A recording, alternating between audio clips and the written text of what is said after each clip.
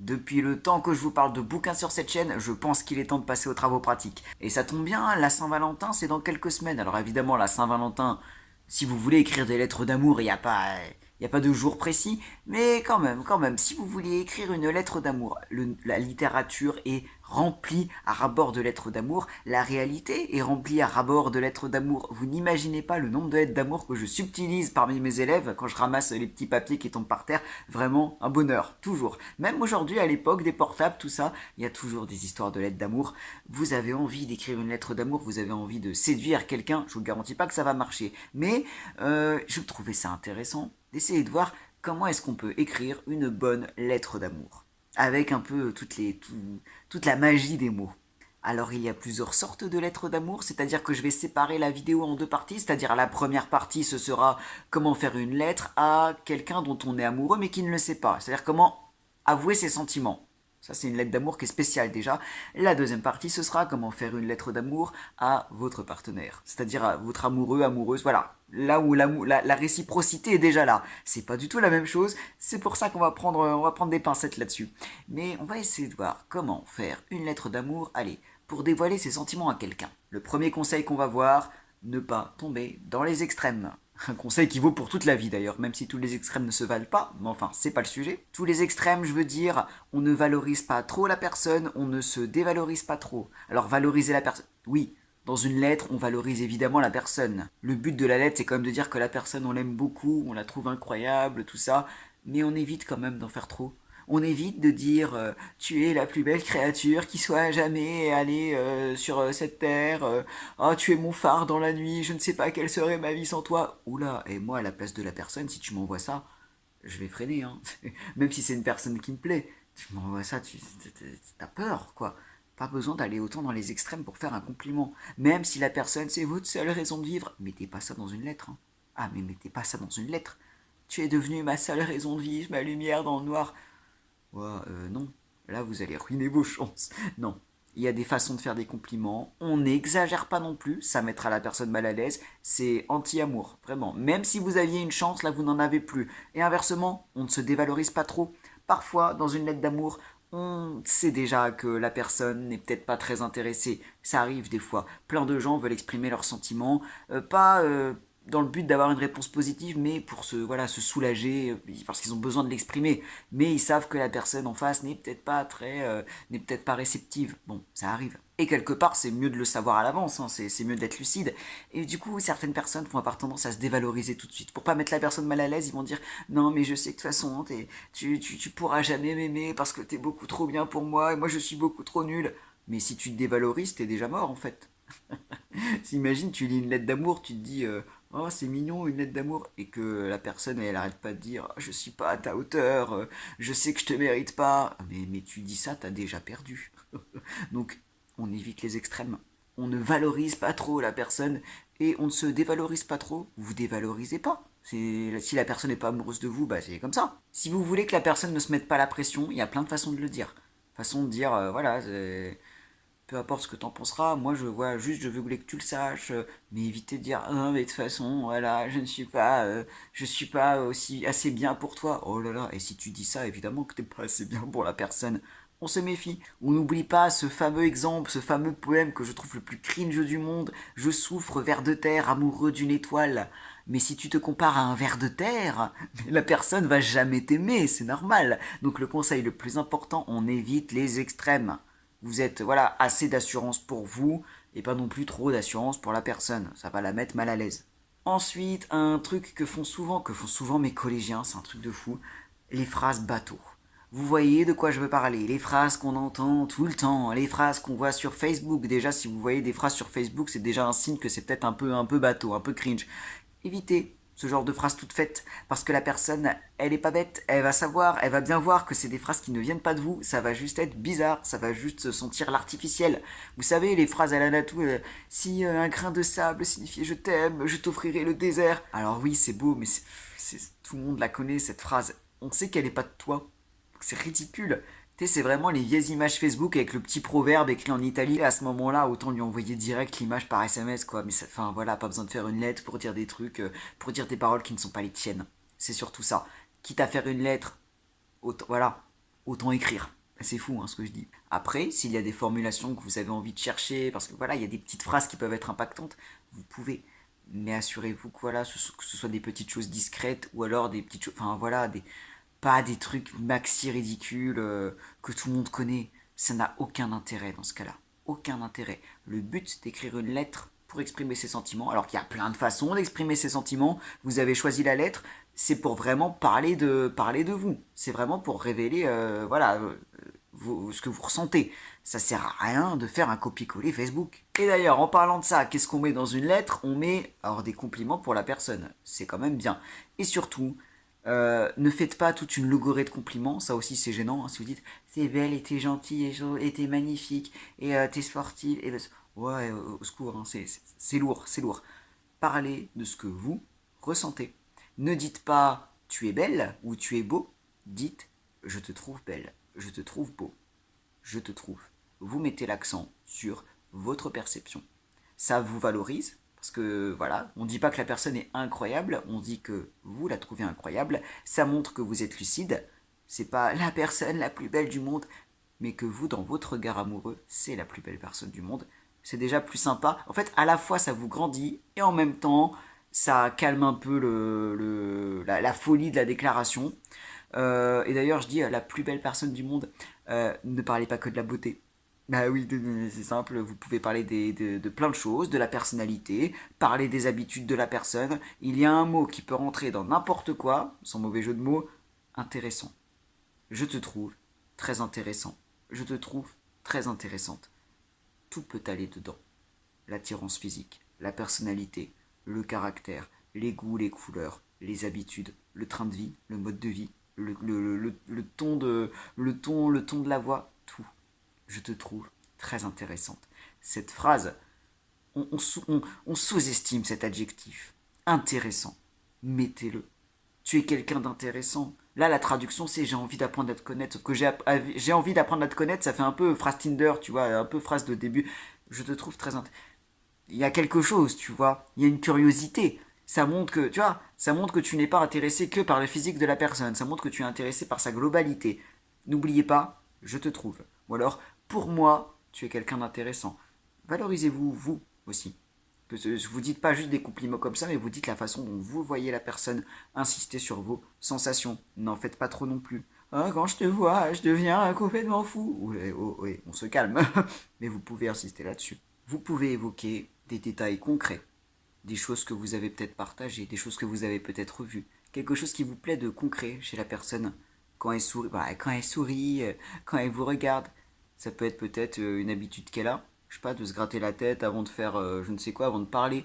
Ça peut être, je sais pas, une façon de marcher, ça peut être un tout petit détail comme ça. Ça renvoie à quelque chose de réel et ça renvoie surtout à quelque chose de simple. Une lettre d'amour, je vous ai dit, quand c'est dans l'extrême, c'est cringe. Sauf si vous vous appelez Cyrano de Bergerac. Cyrano de Bergerac, c'est mon livre absolument préféré depuis que j'ai 15 ans. Je vous en parlerai un jour.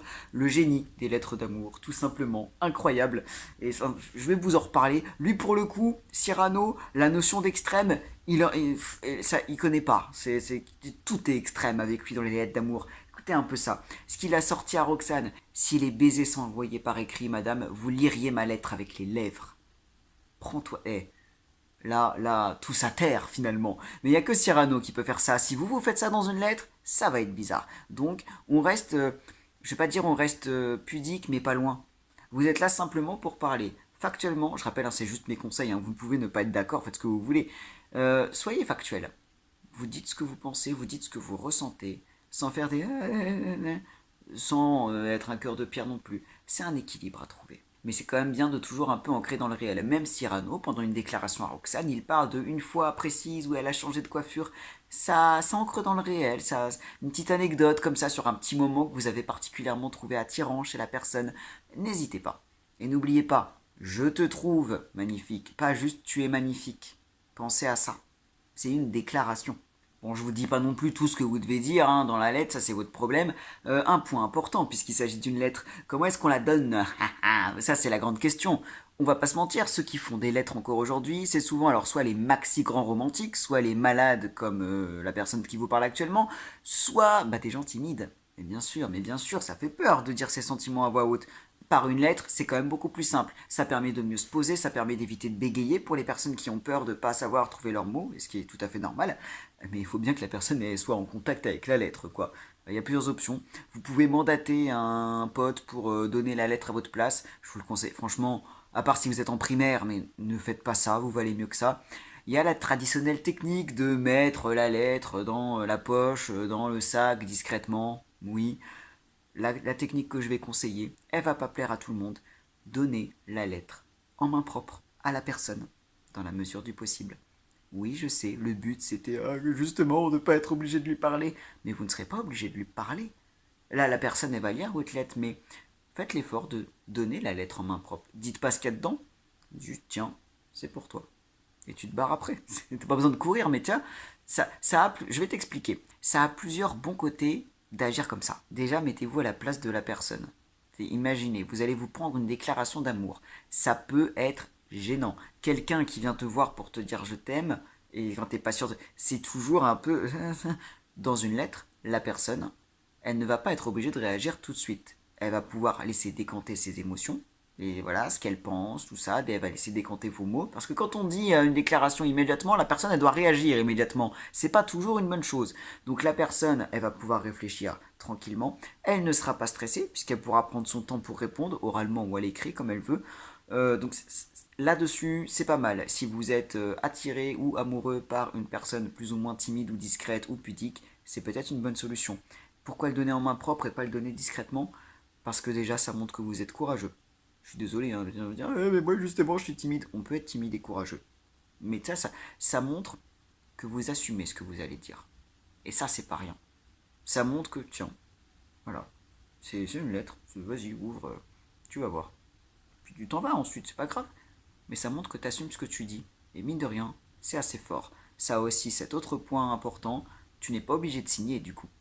T'as pas besoin de mettre ton nom à la fin de la lettre, la personne a vu que c'est toi qui l'avais donné. C'est pas mal, j'aime bien le fait que la lettre ne soit pas signée. Il n'y a pas besoin que ce soit signé. Si la personne voit que c'est toi qui la donne, bah c'est tes mots, c'est ta parole, tu vois, c'est tout. Je trouve ça classe, même si en vrai qu'elle soit signée ou pas, ça change rien. Mais c'est plus mon esprit comme ça. La personne sait que que c'est vous qui avez donné la lettre et vous vous éloignez. La personne pourrait réagir comme elle veut, sans se sentir trop observée, ou vous pourrez aller paniquer ailleurs, tout en étant fier de vous, d'avoir été courageux.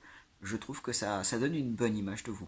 Après, encore une fois, ce n'est que mon avis, chacun fait comme il veut, mais je ferai ça. Cyrano de Bergerac a lui-même fait ça. Enfin, il voulait le faire, sauf que Roxane, au début, il voulait aller voir Roxane, il a préparé sa lettre, et il voulait faire, tenez, une lettre, et puis s'en aller. Mais ce con, Roxane, elle est arrivée, oh, j'aime quelqu'un, et c'est pas vous. Bah oui, oui, changement de plan, du coup, tu donnes pas la lettre. Mais même Cyrano, qui est loin d'être un lâche, même Cyrano a fait cette technique-là, de rester, même s'il a très peur, et de donner sa lettre. Faites comme Cyrano, vraiment. Meilleur conseil de toute façon. Pour ceux qui ont l'esprit un peu tordu, ou alors qui sont originaux, mais bon, qui ont l'esprit tordu, ou alors qui sont très très timides, vous pouvez passer par la case énigme. Alors là, c'est plus risqué. On a un exemple dans le roman Nos âmes jumelles de Samantha Bailly. C'est un roman sympa. Bon, j'appréciais plus ce roman quand j'étais ado que maintenant, mais il est quand même sympathique. On a un exemple d'un personnage qui essaye de séduire la personne qu'elle aime avec des espèces de jeux un petit peu d'énigmes. Vous pouvez faire ça. Ça peut tout à fait être une lettre anonyme, pas trop longue du coup. Si c'est anonyme, c'est déjà un peu bizarre. Donc, enfin, dans l'esprit de la personne. Donc, si c'est anonyme, il faut que ce soit concis. Et voilà, tu me plais, tu m'intéresses, un indice, machin. Remodeler ça, et écrivez pas ça comme ça. Un jeu d'énigmes peut être pas mal. Il y a aussi ça, je crois, dans le livre Love Simon. Je crois que ça a été fait en film. Où c'est deux gars qui parlent en ligne et ils ne savent pas qui est qui en fait. Le gars, enfin Simon, c'est juste que la personne à qui il parle, c'est un gars de son bahut, mais il sait pas qui c'est. Donc ça, il y a cette espèce de jeu de piste intéressant. Si vous avez peur que la personne se focalise sur votre physique ou quoi, ça peut être une façon d'amener les choses de façon mentale au début. Mais attention, un jeu d'énigmes, il faut que ça finisse au bout d'un moment. À vous de gérer la bonne distance. Mais je suis pas trop fan de cette technique, même si elle est marrante. Et enfin, je vais finir avec deux conseils. C'est même pas des conseils, c'est des mises en garde. Là, Première, je m'adresse surtout aux jeunes qui regardent ça, si jamais il y a des collégiens qui passent par là, ou même des lycéens qui disent «Oh, je vais faire ça». Rappelez-vous qu'une lettre, c'est comme une conversation SMS, autant dire que on peut la montrer à qui on veut. Oui, la lettre que vous allez montrer, elle va pas rester juste dans les mains de la personne aimée, même si vous vous dites non, mais cette personne est sensible, elle va respecter ça, la personne ne va montrer la lettre, ne va pas montrer la lettre à tout le monde. Vous n'en savez rien. Vous n'en savez rien. Faites attention à ce que vous mettez dans une lettre intime. Vraiment. Je sais que de toute façon c'est gênant. De toute façon c'est une lettre d'amour, donc forcément vous allez mettre des choses intimes. Mais ne mettez rien que vous n'assumeriez pas. Vous allez exprimer vos émotions, c'est voilà, c'est toujours spécial. Vous avez plein de façons de le faire. Vous pouvez faire ça de façon très pudique, comme de façon un peu plus voilà. Mais méfiez-vous. Surtout si vous êtes en lycée, au collège, particulièrement au collège. Si vous êtes au collège, vous savez pertinemment que la personne, quelle qu'elle soit, va montrer la lettre à tout le monde, que ça va devenir une affaire d'État. Vous n'avez pas envie qu'un début d'histoire d'amour commence sous le feu des projecteurs. Vous n'avez pas envie que ce que vous avez marqué dans la lettre soit répété à tout le monde. Qu'on s'entende bien, ça risque de l'être. C'est pour ça, ne mettez rien de trop compromettant dans la lettre. Restez le plus sobre possible, même si ça paraît bizarre.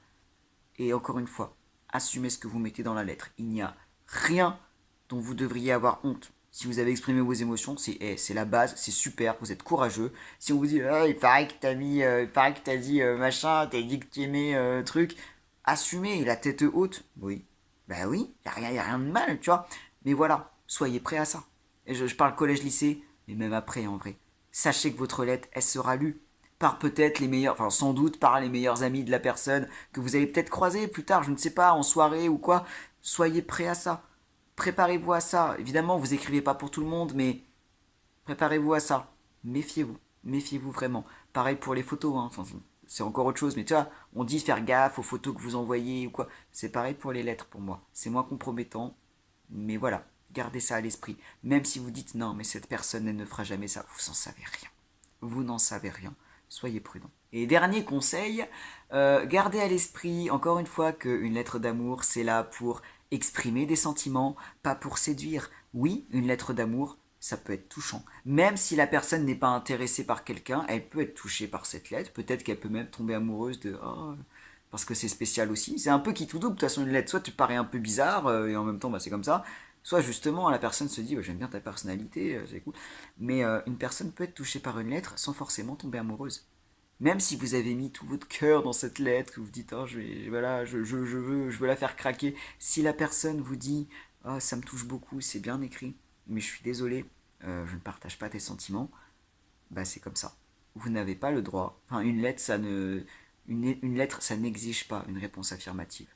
Il y a rien, il y a aucun monde où vous avez écrit une lettre, donc la personne, franchement, pourquoi elle sort pas avec moi quand même bah, c'est comme ça.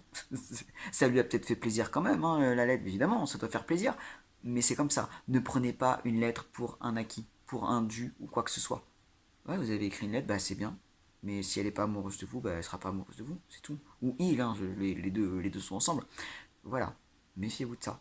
Ne jouez pas les incels. C'est pas parce que ah, moi j'ai fait une grosse déclaration et elle m'a rejeté quand même. Franchement, je le méritais pas. Non, bah non, tu le méritais pas, visiblement, vu ta réaction. Gardez ça à l'esprit. Et ça doit impacter toute votre lettre. Vous faites ça pour exprimer vos émotions. Une lettre, c'est romantique. C'est pas juste pour séduire. Si vous partez en mode, ouais, elle va me tomber dans les bras avec ça, c'est sûr, c'est fini. C'est fini d'avance. Ça ne marchera pas et ça va se voir.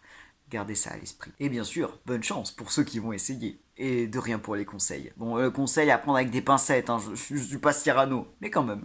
Et maintenant, parce que bon, déclarer sa flamme c'est une chose, mais déclarer une flamme que tout le monde sait évidente, tu sais, déclarer sa flamme à la personne qui est déjà son amoureux ou son amoureuse, c'est tout aussi sympathique, mais c'est pas la même chose.